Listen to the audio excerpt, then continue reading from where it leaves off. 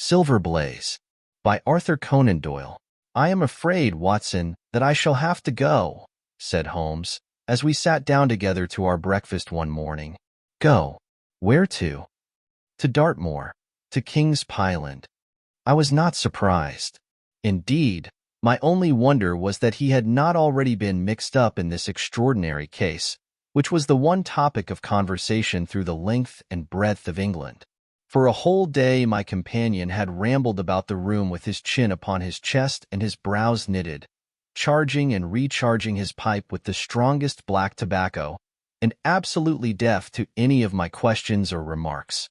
Fresh editions of every paper had been sent up by our newsagent, only to be glanced over and tossed down into a corner. Yet, silent as he was, I knew perfectly well what it was over which he was brooding. There was but one problem before the public which could challenge his powers of analysis, and that was the singular disappearance of the favorite for the Wessex Cup and the tragic murder of its trainer. When, therefore, he suddenly announced his intention of setting out for the scene of the drama, it was only what I had both expected and hoped for. "I should be most happy to go down with you if I should not be in the way," said I. "My dear Watson, you would confer a great favor upon me by coming. And I think that your time will not be misspent, for there are points about the case which promise to make it an absolutely unique one. We have, I think, just time to catch our train at Paddington, and I will go further into the matter upon our journey. You would oblige me by bringing with you your very excellent field glass."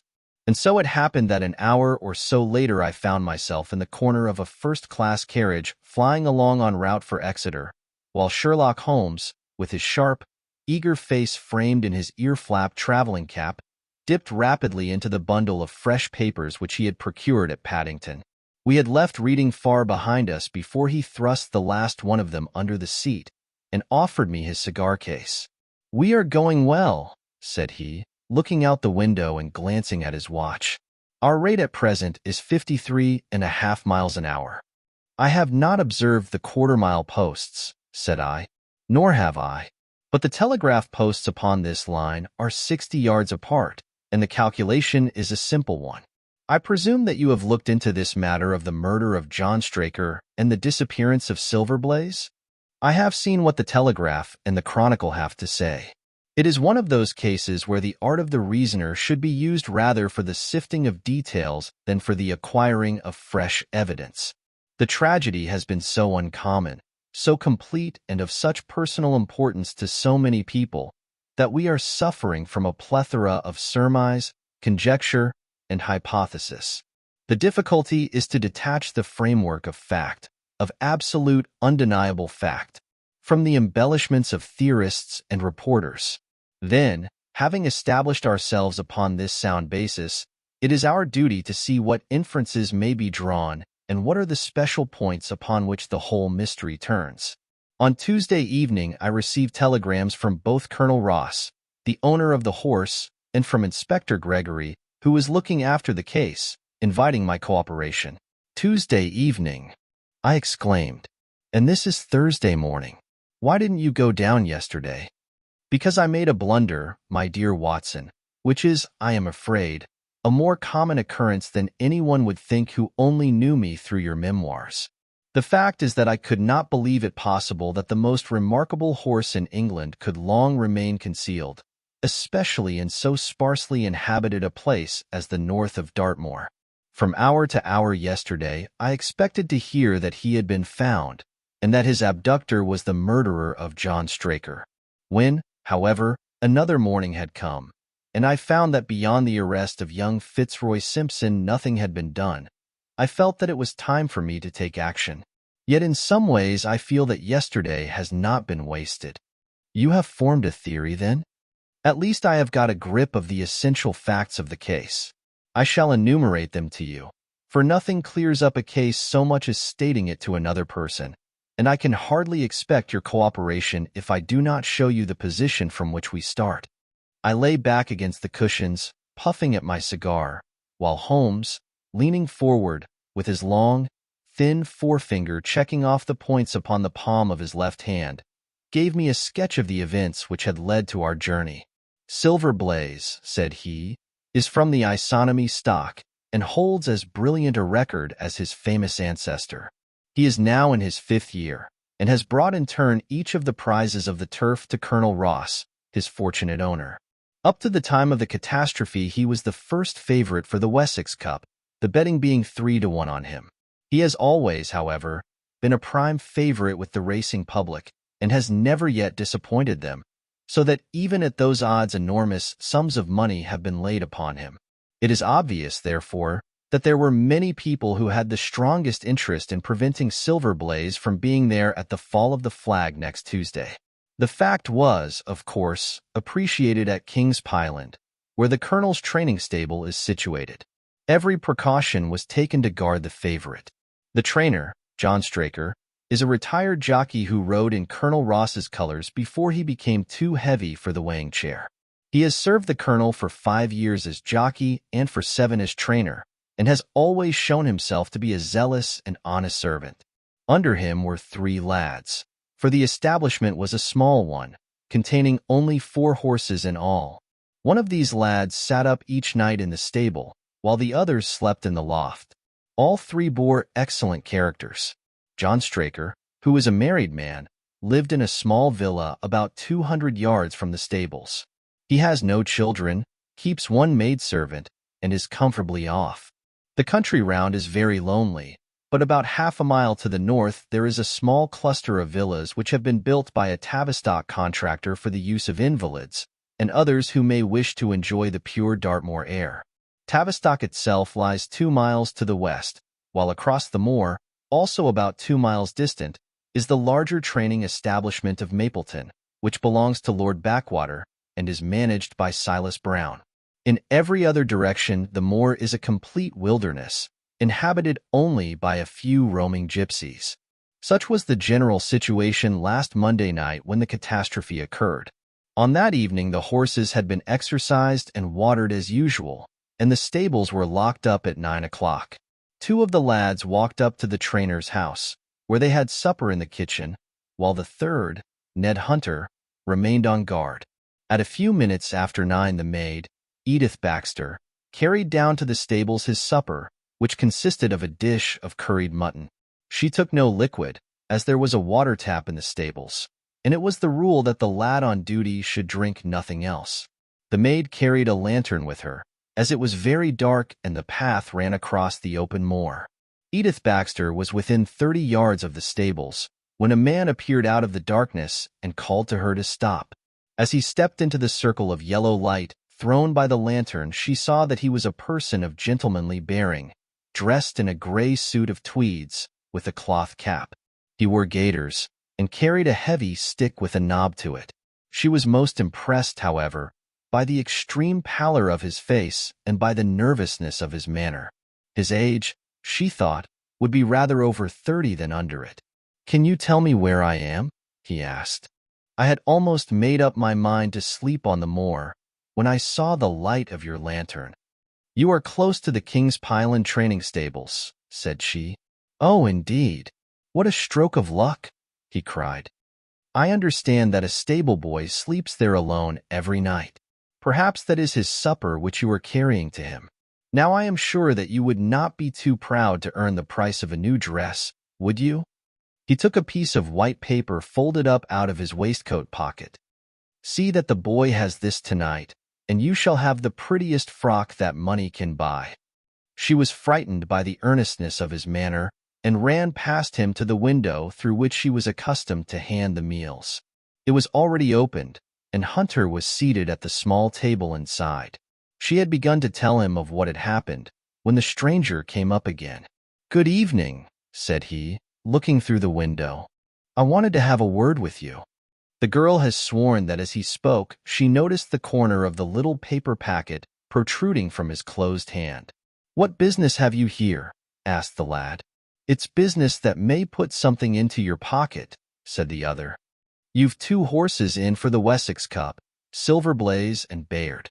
Let me have the straight tip, and you won't be a loser. Is it a fact that at the weights Bayard could give the other 100 yards in 5 furlongs, and that the stable have put their money on him?" "So, you're one of those damned touts," cried the lad.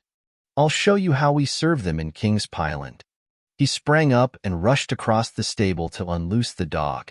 The girl fled away to the house, but as she ran she looked back and saw that the stranger was leaning through the window. A minute later, however, when Hunter rushed out with the hound, he was gone, and though he ran all round the buildings, he failed to find any trace of him. "One moment," I asked. "Did the stable boy, when he ran out with the dog, leave the door unlocked behind him?" "Excellent, Watson, excellent," murmured my companion. The importance of the point struck me so forcibly that I sent a special wire to Dartmoor yesterday to clear the matter up. The boy locked the door before he left it. The window, I may add, was not large enough for a man to get through. Hunter waited until his fellow grooms had returned, when he sent a message to the trainer and told him what had occurred. Straker was excited at hearing the account, although he does not seem to have quite realized its true significance. It left him, however, vaguely uneasy, and Mrs. Straker, waking at 1 in the morning, found that he was dressing. In reply to her inquiries, he said that he could not sleep on account of his anxiety about the horses, and that he intended to walk down to the stables to see that all was well. She begged him to remain at home, as she could hear the rain pattering against the window, but in spite of her entreaties, he pulled on his large mackintosh and left the house. Mrs. Straker awoke at 7 in the morning to find that her husband had not yet returned. She dressed herself hastily, called the maid, and set off for the stables. The door was open. Inside, huddled together upon a chair, Hunter was sunk in a state of absolute stupor. The favorite's stall was empty, and there were no signs of his trainer. The two lads who slept in the chaff-cutting loft above the harness room were quickly aroused. They had heard nothing during the night, for they are both sound sleepers. Hunter was obviously under the influence of some powerful drug, and as no sense could be got out of him, he was left to sleep it off while the two lads and the two women ran out in search of the absentees. They still had hopes that the trainer had for some reason taken out the horse for early exercise, but on ascending the knoll near the house, from which all the neighboring moors were visible, they not only could see no signs of the missing favorite, but they perceived something which warned them that they were in the presence of a tragedy. About a quarter of a mile from the stables, John Straker's overcoat was flapping from a furze bush. Immediately beyond there was a bowl-shaped depression in the moor, and at the bottom of this was found the dead body of the unfortunate trainer. His head had been shattered by a savage blow from some heavy weapon, and he was wounded on the thigh, where there was a long, clean cut, inflicted evidently by some very sharp instrument. It was clear, however, that Straker had defended himself vigorously against his assailants, for in his right hand he held a small knife, which was clotted with blood up to the handle, while in his left he clasped a red and black silk cravat, which was recognized by the maid as having been worn on the preceding evening by the stranger who had visited the stables. Hunter, on recovering from his stupor, was also quite positive as to the ownership of the cravat. He was equally certain that the same stranger had, while standing at the window, drugged his curried mutton, and so deprived the stables of their watchman. As to the missing horse, there were abundant proofs in the mud which lay at the bottom of the fatal hollow that he had been there at the time of the struggle. But from that morning he has disappeared, and although a large reward has been offered, and all the gypsies of Dartmoor are on the alert, no news has come of him. Finally, an analysis has shown that the remains of his supper left by the stable lad contain an appreciable quantity of powdered opium, while the people at the house partook of the same dish on the same night without any ill effect. Those are the main facts of the case, stripped of all surmise and stated as baldly as possible. I shall now recapitulate what the police have done in the matter. Inspector Gregory, to whom the case has been committed, is an extremely competent officer. Were he but gifted with imagination, he might rise to great heights in his profession. On his arrival, he promptly found and arrested the man upon whom suspicion naturally rested. There was little difficulty in finding him, for he inhabited one of those villas which I have mentioned. His name, it appears, was Fitzroy Simpson. He was a man of excellent birth and education, who had squandered a fortune upon the turf, and who lived now by doing a little quiet and genteel bookmaking in the sporting clubs of London. An examination of his betting book shows that bets to the amount of £5,000 had been registered by him against the favorite. On being arrested, he volunteered the statement that he had come down to Dartmoor in the hope of getting some information about the King's Pyland horses and also about Desborough, the second favorite, which was in charge of Silas Brown at the Mapleton stables. He did not attempt to deny that he had acted as described upon the evening before, but declared that he had no sinister designs and had simply wished to obtain first-hand information. When confronted with his cravat, he turned very pale and was utterly unable to account for its presence in the hand of the murdered man. His wet clothing showed that he had been out in the storm of the night before, and his stick, which was a Penang lawyer weighted with lead, was just such a weapon as might, by repeated blows, have inflicted the terrible injuries to which the trainer had succumbed. On the other hand, there was no wound upon his person, while the state of Straker's knife would show that one at least of his assailants must bear his mark upon him. There you have it all in a nutshell, Watson, and if you can give me any light, I shall be infinitely obliged to you. I had listened with the greatest interest to the statement which Holmes, with characteristic clearness, had laid before me. Though most of the facts were familiar to me, I had not sufficiently appreciated their relative importance, nor their connection to each other. Is it not possible, I suggested, that the incised wound upon Straker may have been caused by his own knife in the convulsive struggles which follow any brain injury? It is more than possible. It is probable, said Holmes. In that case, one of the main points in favor of the accused disappears. And yet, said I, even now I fail to understand what the theory of the police can be. I am afraid that whatever theory we state has very grave objections to it, returned my companion. The police imagine, I take it, that this Fitzroy Simpson, having drugged the lad, and having in some way obtained a duplicate key, opened the stable door and took out the horse, with the intention, apparently, of kidnapping him altogether. His bridle is missing, so that Simpson must have put this on.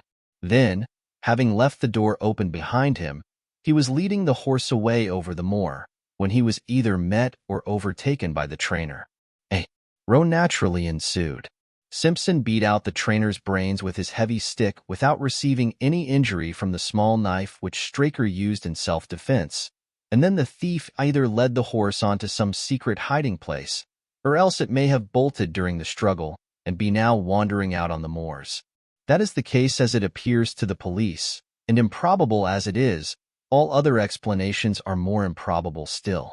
However, I shall very quickly test the matter when I am once upon the spot, and until then I cannot really see how we can get much further than our present position. It was evening before we reached the little town of Tavistock, which lies, like the boss of a shield, in the middle of the huge circle of Dartmoor. Two gentlemen were awaiting us in the station, the one a tall, fair man with lion-like hair and beard and curiously penetrating light blue eyes. The other a small, alert person, very neat and dapper, in a frock coat and gaiters, with trim little side whiskers and an eyeglass. The latter was Colonel Ross, the well-known sportsman. The other, Inspector Gregory, a man who was rapidly making his name in the English detective service. "I am delighted that you have come down, Mr. Holmes," said the colonel. "The inspector here has done all that could possibly be suggested, but I wish to leave no stone unturned in trying to avenge poor Straker and in recovering my horse." "Have there been any fresh developments?" asked Holmes. "I am sorry to say that we have made very little progress," said the inspector. "We have an open carriage outside, and as you would no doubt like to see the place before the light fails, we might talk it over as we drive." A minute later we were all seated in a comfortable landau, and were rattling through the quaint old Devonshire city. Inspector Gregory was full of his case, and poured out a stream of remarks, while Holmes threw in an occasional question or interjection. Colonel Ross leaned back with his arms folded and his hat tilted over his eyes, while I listened with interest to the dialogue of the two detectives. Gregory was formulating his theory, which was almost exactly what Holmes had foretold in the train. "The net is drawn pretty close round Fitzroy Simpson," he remarked, and I believe myself that he is our man. At the same time, I recognize that the evidence is purely circumstantial, and that some new development may upset it. How about Straker's knife? We have quite come to the conclusion that he wounded himself in his fall. My friend Dr. Watson made that suggestion to me as we came down. If so, it would tell against this man Simpson. Undoubtedly, he has neither a knife nor any sign of a wound. The evidence against him is certainly very strong. He had a great interest in the disappearance of the favorite. He lies under suspicion of having poisoned the stable boy. He was undoubtedly out in the storm. He was armed with a heavy stick, and his cravat was found in the dead man's hand. I really think we have enough to go before a jury. Holmes shook his head. A clever counsel would tear it all to rags, said he. Why should he take the horse out of the stable? If he wished to injure it, why could he not do it there? Has a duplicate key been found in his possession? What chemist sold him the powdered opium? Above all, where could he, a stranger to the district, hide a horse, and such a horse as this? What is his own explanation as to the paper which he wished the maid to give to the stable boy? He says that it was a 10-pound note. One was found in his purse. But your other difficulties are not so formidable as they seem. He is not a stranger to the district. He has twice lodged at Tavistock in the summer. The opium was probably brought from London. The key, having served its purpose, would be hurled away. The horse may be at the bottom of one of the pits or old mines upon the moor. What does he say about the cravat? He acknowledges that it is his, and declares that he had lost it. But a new element has been introduced into the case which may account for his leading the horse from the stable. Holmes pricked up his ears. We have found traces which show that a party of gypsies encamped on Monday night within a mile of the spot where the murder took place. On Tuesday they were gone. Now, presuming that there was some understanding between Simpson and these gypsies, might he not have been leading the horse to them when he was overtaken, and may they not have him now? It is certainly possible. The moor is being scoured for these gypsies. I have also examined every stable and outhouse in Tavistock, and for a radius of 10 miles. There is another training stable quite close, I understand? Yes, and that is a factor which we must certainly not neglect. As Desborough, their horse, was second in the betting, they had an interest in the disappearance of the favorite. Silas Brown, the trainer, is known to have had large bets upon the event, and he was no friend to poor Straker. We have, however, examined the stables, and there is nothing to connect him with the affair. And nothing to connect this man Simpson with the interests of the Mapleton stables? Nothing at all. Holmes leaned back in the carriage, and the conversation ceased. A few minutes later our driver pulled up at a neat little red brick villa with overhanging eaves which stood by the road. Some distance off, across a paddock, lay a long gray-tiled outbuilding. In every other direction the low curves of the moor, bronze-colored from the fading ferns, stretched away to the skyline, broken only by the steeples of Tavistock, and by a cluster of houses away to the westward which marked the Mapleton stables.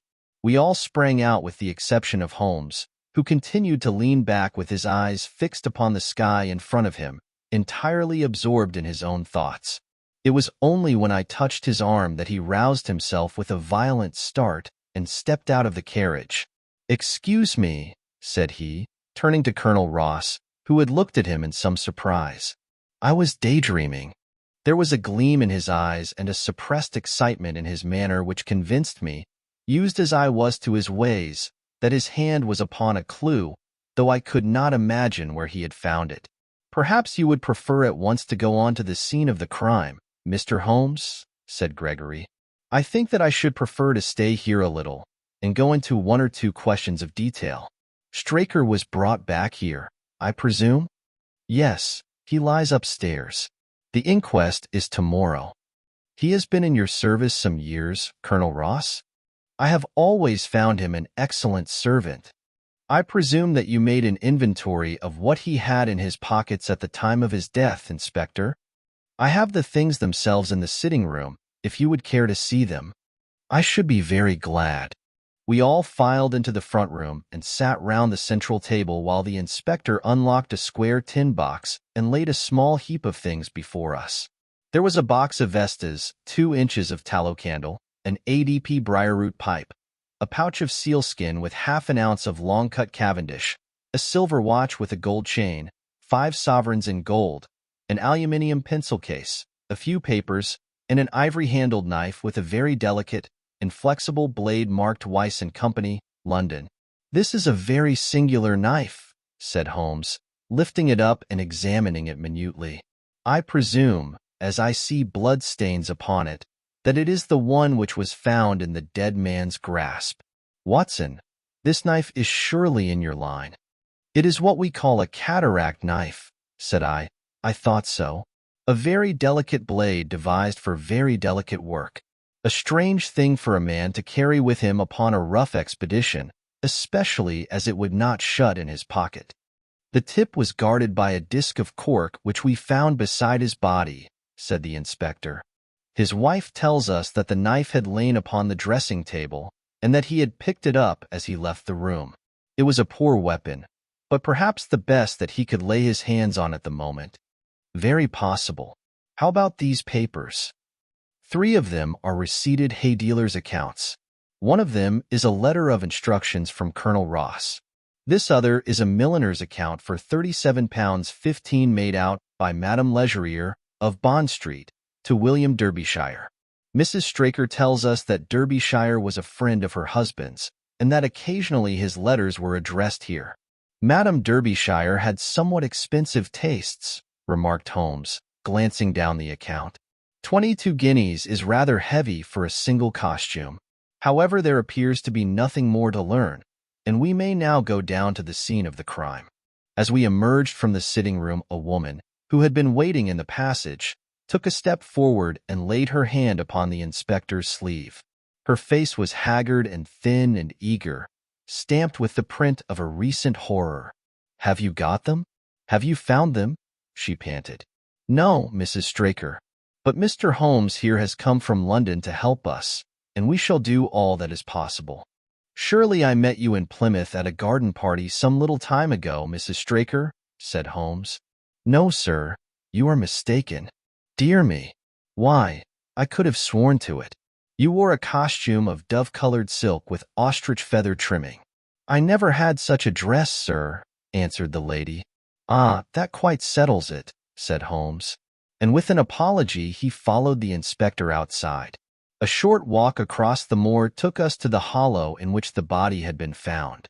At the brink of it was the furze bush upon which the coat had been hung. "There was no wind that night, I understand," said Holmes. "None, but very heavy rain." "In that case, the overcoat was not blown against the furze bush, but placed there." "Yes, it was laid across the bush." "You fill me with interest. I perceive that the ground has been trampled up a good deal. No doubt many feet have been here since Monday night. A piece of matting has been laid here at the side, and we have all stood upon that." "Excellent. In this bag I have one of the boots which Straker wore, one of Fitzroy Simpson's shoes, and a cast horseshoe of silver blaze." "My dear inspector, you surpass yourself." Holmes took the bag, and, descending into the hollow, he pushed the matting into a more central position. Then, stretching himself upon his face and leaning his chin upon his hands, he made a careful study of the trampled mud in front of him. "Hullo!" said he, suddenly. "What's this?" It was a wax vesta half-burned, which was so coated with mud that it looked at first like a little chip of wood. "I cannot think how I came to overlook it," said the inspector, with an expression of annoyance. "It was invisible, buried in the mud. I only saw it because I was looking for it." "What? You expected to find it?" "I thought it not unlikely." He took the boots from the bag and compared the impressions of each of them with marks upon the ground. Then he clambered up to the rim of the hollow and crawled about among the ferns and bushes. "I am afraid that there are no more tracks," said the inspector. "I have examined the ground very carefully for 100 yards in each direction." "Indeed," said Holmes, rising. "I should not have the impertinence to do it again after what you say." But I should like to take a little walk over the moor before it grows dark, that I may know my ground tomorrow, and I think that I shall put this horseshoe into my pocket for luck." Colonel Ross, who had shown some signs of impatience at my companion's quiet and systematic method of work, glanced at his watch. "I wish you would come back with me, Inspector," said he. "There are several points on which I should like your advice, and especially as to whether we do not owe it to the public to remove our horse's name from the entries for the cup."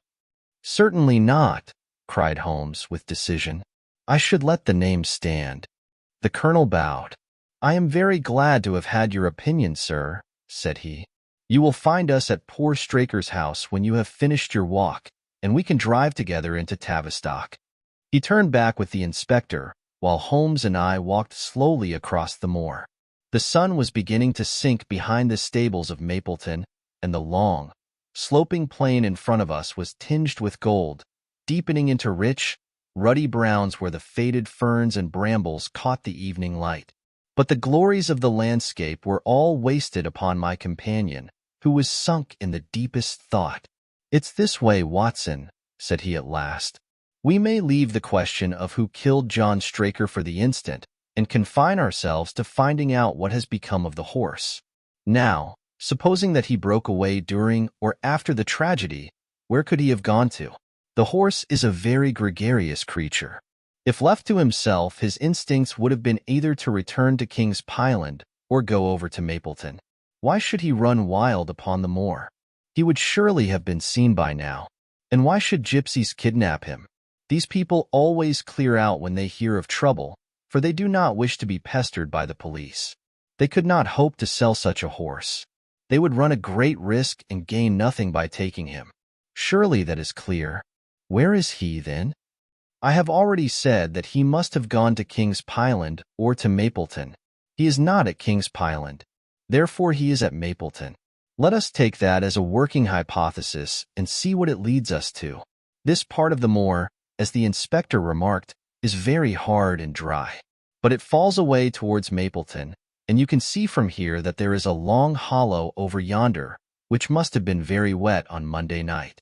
If our supposition is correct, then the horse must have crossed that, and there is the point where we should look for his tracks. We had been walking briskly during this conversation, and a few more minutes brought us to the hollow in question. At Holmes' request I walked down the bank to the right, and he to the left, but I had not taken 50 paces before I heard him give a shout, and saw him waving his hand to me. The track of a horse was plainly outlined in the soft earth in front of him, and the shoe which he took from his pocket exactly fitted the impression.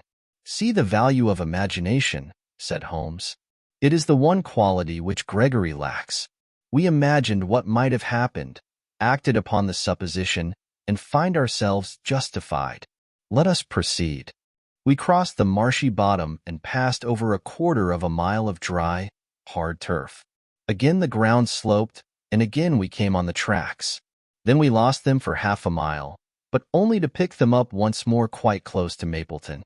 It was Holmes who saw them first, and he stood pointing with a look of triumph upon his face. A man's track was visible beside the horse's. "The horse was alone before," I cried. "Quite so. It was alone before. Hullo, what is this?" The double track turned sharp off and took the direction of King's Pyland. Holmes whistled, and we both followed along after it. His eyes were on the trail, but I happened to look a little to one side, and saw to my surprise the same tracks coming back again in the opposite direction. "One for you, Watson," said Holmes when I pointed it out. "You have saved us a long walk, which would have brought us back on our own traces. Let us follow the return track." We had not to go far. It ended at the paving of asphalt, which led up to the gates of the Mapleton stables. As we approached, a groom ran out from them. "We don't want any loiterers about here," said he. "I only wish to ask a question," said Holmes, with his finger and thumb in his waistcoat pocket. "Should I be too early to see your master, Mr. Silas Brown, if I were to call at 5 o'clock tomorrow morning?" "Bless you, sir, if anyone is about he will be, for he is always the first stirring. But here he is, sir, to answer your questions for himself." "No, sir, no. It is as much as my place is worth to let him see me touch your money. Afterwards, if you like." As Sherlock Holmes replaced the half-crown which he had drawn from his pocket, a fierce-looking elderly man strode out from the gate with a hunting crop swinging in his hand. "What's this, Dawson?" he cried. "No gossiping. Go about your business. And you? What the devil do you want here?" "10 minutes' talk with you, my good sir," said Holmes in the sweetest of voices. "I've no time to talk to every gadabout. We want no strangers here. Be off, or you may find a dog at your heels." Holmes leaned forward and whispered something in the trainer's ear. He started violently and flushed to the temples. "It's a lie," he shouted. "An infernal lie." "Very good. Shall we argue about it here in public, or talk it over in your parlor?" "Oh, come in if you wish to." Holmes smiled. "I shall not keep you more than a few minutes, Watson," said he. "Now, Mr. Brown, I am quite at your disposal." It was 20 minutes, and the reds had all faded into grays before Holmes and the trainer reappeared. Never have I seen such a change as had been brought about in Silas Brown in that short time.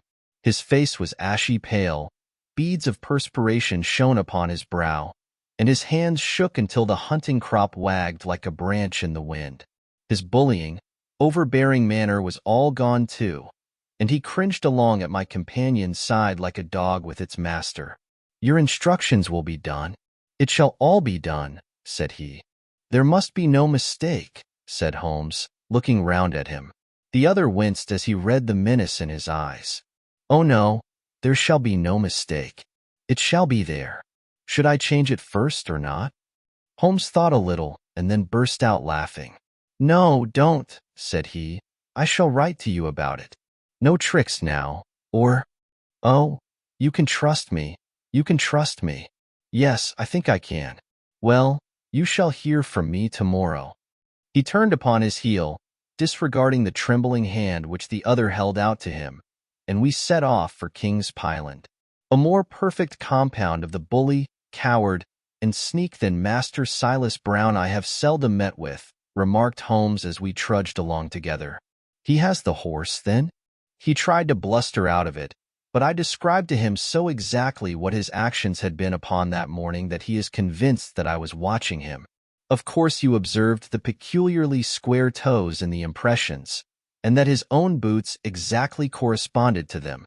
Again, of course no subordinate would have dared to do such a thing. I described to him how, when according to his custom he was the first down, he perceived a strange horse wandering over the moor. How he went out to it, and his astonishment at recognizing, from the white forehead which has given the favorite its name, that chance had put in his power the only horse which could beat the one upon which he had put his money. Then I described how his first impulse had been to lead him back to King's Pyland, and how the devil had shown him how he could hide the horse until the race was over, and how he had led it back and concealed it at Mapleton. When I told him every detail, he gave it up and thought only of saving his own skin. But his stables had been searched? Oh, an old horse-faker like him has many a dodge. But are you not afraid to leave the horse in his power now, since he has every interest in injuring it? My dear fellow, he will guard it as the apple of his eye. He knows that his only hope of mercy is to produce it safe. Colonel Ross did not impress me as a man who would be likely to show much mercy in any case. The matter does not rest with Colonel Ross. I follow my own methods and tell as much or as little as I choose. That is the advantage of being unofficial. I don't know whether you observed it, Watson, but the Colonel's manner has been just a trifle cavalier to me. I am inclined now to have a little amusement at his expense. Say nothing to him about the horse. Certainly not without your permission. And of course, this is all quite a minor point compared to the question of who killed John Straker. And you will devote yourself to that? On the contrary, we both go back to London by the night train. I was thunderstruck by my friend's words. We had only been a few hours in Devonshire, and that he should give up an investigation, which he had begun so brilliantly, was quite incomprehensible to me. Not a word more could I draw from him until we were back at the trainer's house. The colonel and the inspector were awaiting us in the parlor. My friend and I returned to town by the night express, said Holmes. "We have had a charming little breath of your beautiful Dartmoor air." The inspector opened his eyes, and the colonel's lip curled in a sneer. "So you despair of arresting the murderer of poor Straker," said he. Holmes shrugged his shoulders. "There are certainly grave difficulties in the way," said he. "I have every hope, however, that your horse will start upon Tuesday, and I beg that you will have your jockey in readiness. Might I ask for a photograph of Mr. John Straker?" The inspector took one from an envelope and handed it to him. "My dear Gregory, you anticipate all my wants. If I might ask you to wait here for an instant, I have a question which I should like to put to the maid." "I must say that I am rather disappointed in our London consultant," said Colonel Ross, bluntly, as my friend left the room. "I do not see that we are any further than when he came." "At least you have his assurance that your horse will run," said I. "Yes, I have his assurance," said the colonel, with a shrug of his shoulders. "I should prefer to have the horse." I was about to make some reply in defense of my friend when he entered the room again. "Now, gentlemen," said he, "I am quite ready for Tavistock." As we stepped into the carriage, one of the stable lads held the door open for us. A sudden idea seemed to occur to Holmes, for he leaned forward and touched the lad upon the sleeve. "You have a few sheep in the paddock," he said. "Who attends to them?" "I do, sir." "Have you noticed anything amiss with them of late?" "Well, sir, not of much account, but 3 of them have gone lame, sir." I could see that Holmes was extremely pleased, for he chuckled and rubbed his hands together. "A long shot, Watson, a very long shot," said he, pinching my arm. "Gregory, let me recommend to your attention this singular epidemic among the sheep. Drive on, coachman." Colonel Ross still wore an expression which showed the poor opinion which he had formed of my companion's ability, but I saw by the inspector's face that his attention had been keenly aroused. "You consider that to be important?" he asked. "Exceedingly so. Is there any point to which you would wish to draw my attention?" "To the curious incident of the dog in the night time." "The dog did nothing in the night time." "That was the curious incident," remarked Sherlock Holmes. 4 days later, Holmes and I were again in the train, bound for Winchester to see the race for the Wessex Cup. Colonel Ross met us by appointment outside the station, and we drove in his drag to the course beyond the town. His face was grave, and his manner was cold in the extreme. "I have seen nothing of my horse," said he. "I suppose that you would know him when you saw him?" asked Holmes. The colonel was very angry. "I have been on the turf for 20 years, and never was asked such a question as that before," said he. "A child would know Silver Blaze, with his white forehead and his mottled-off foreleg. How is the betting?" "Well, that is the curious part of it. You could have got 15 to 1 yesterday, but the price has become shorter and shorter, until you can hardly get 3 to 1 now." "Hum," said Holmes. "Somebody knows something, that is clear." As the drag drew up in the enclosure near the grandstand, I glanced at the card to see the entries. It ran, "Wessex plate, 50 sovs each HFT with 1,000 sovs added for 4 and 5-year-olds. Second, £300. Third, £200. New course, 1 mile and 5 furlongs. 1. Mr. Heath Newton's The Negro, red cap, cinnamon jacket. 2. Colonel Wardlaw's pugilist, pink cap, blue and black jacket. 3. Lord Backwater's Despereaux, yellow cap and sleeves. 4. Colonel Ross's Silver Blaze, black cap, red jacket. 5. Duke of Balmoral's Iris, yellow and black stripes. 6. Lord Singleford's Raspier, purple cap, black sleeves." "We scratched our other one, and put all hopes on your word," said the colonel. "Why, what is that? Silver Blaze favorite?" 5 to 4 against Silver Blaze," roared the ring. 5 to 4 against Silver Blaze. 5 to 15 against Despereaux. 5 to 4 on the field. "There are the numbers up," I cried. "They are all 6 there." "All 6 there? Then my horse is running," cried the colonel in great agitation. "But I don't see him. My colors have not passed. Only 5 have passed. This must be he." As I spoke, a powerful bay horse swept out from the weighing enclosure and cantered past us, bearing on its back the well-known black and red of the colonel. "That's not my horse," cried the owner. "That beast has not a white hair upon its body. What is this that you have done, Mr. Holmes?"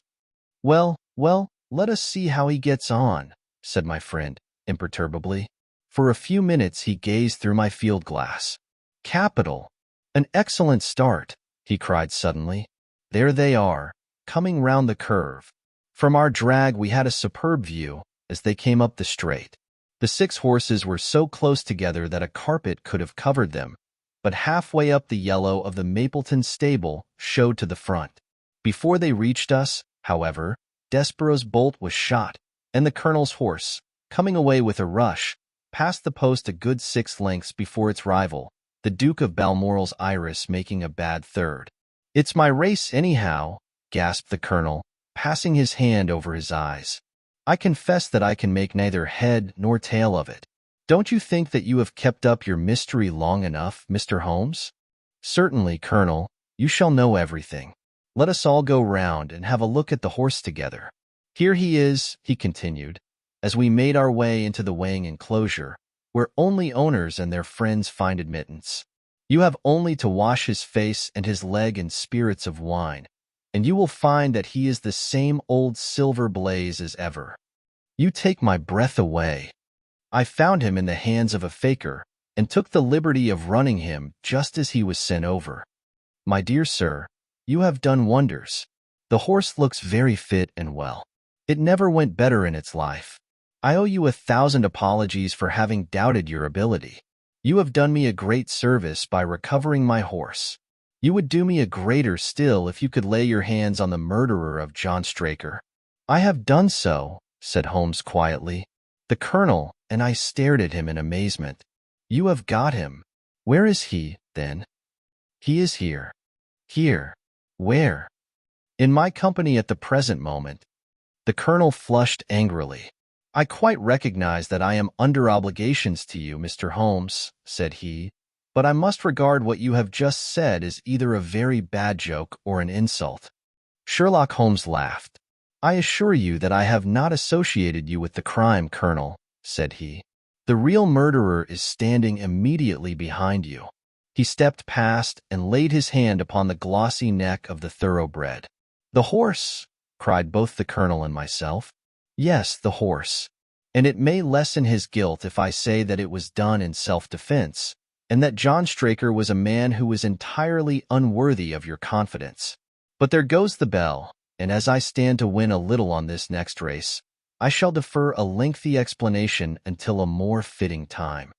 We had the corner of a Pullman car to ourselves that evening as we whirled back to London, and I fancy that the journey was a short one to Colonel Ross as well as to myself, as we listened to our companion's narrative of the events which had occurred at the Dartmoor training stables upon the Monday night, and the means by which he had unraveled them. "I confess," said he, "that any theories which I had formed from the newspaper reports were entirely erroneous, and yet there were indications there, had they not been overlaid by other details which concealed their true import. I went to Devonshire with the conviction that Fitzroy Simpson was the true culprit, although, of course, I saw that the evidence against him was by no means complete.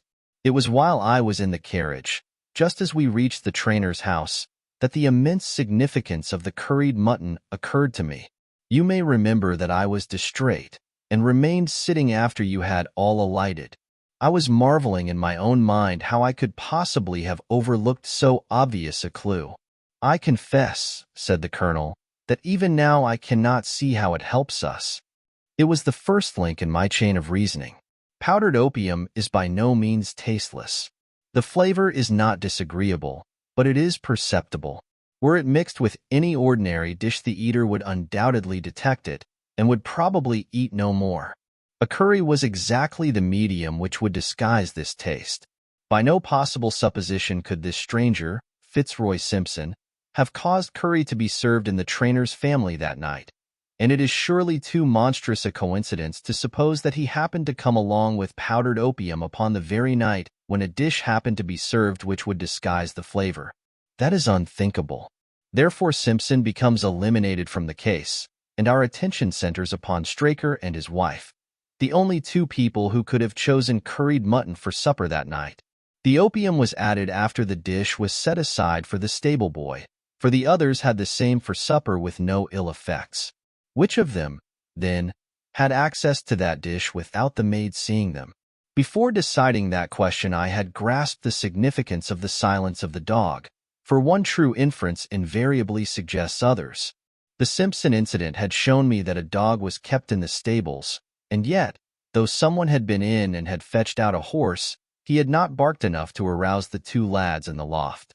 Obviously, the midnight visitor was someone whom the dog knew well. I was already convinced, or almost convinced, that John Straker went down to the stables in the dead of the night and took out Silver Blaze. For what purpose? For a dishonest one, obviously, or why should he drug his own stable boy? And yet I was at a loss to know why. There have been cases before now where trainers have made sure of great sums of money by laying against their own horses through agents and then preventing them from winning by fraud. Sometimes it is a pulling jockey. Sometimes it is some surer and subtler means. What was it here? I hoped that the contents of his pockets might help me to form a conclusion. And they did so. You cannot have forgotten the singular knife which was found in the dead man's hand, a knife which certainly no sane man would choose for a weapon. It was, as Dr. Watson told us, a form of knife which is used for the most delicate operations known in surgery, and it was to be used for a delicate operation that night. You must know, with your wide experience of turf matters, Colonel Ross, that it is possible to make a slight nick upon the tendons of a horse's ham, and to do it subcutaneously, so as to leave absolutely no trace.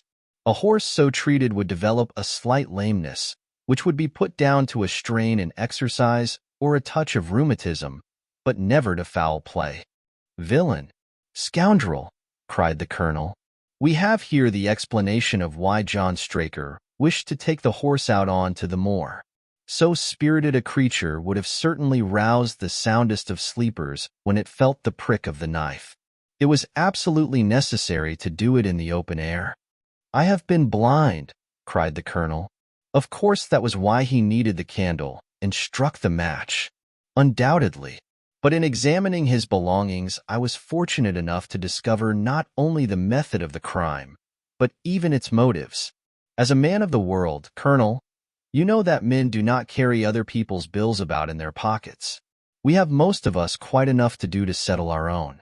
I at once concluded that Straker was leading a double life and keeping a second establishment.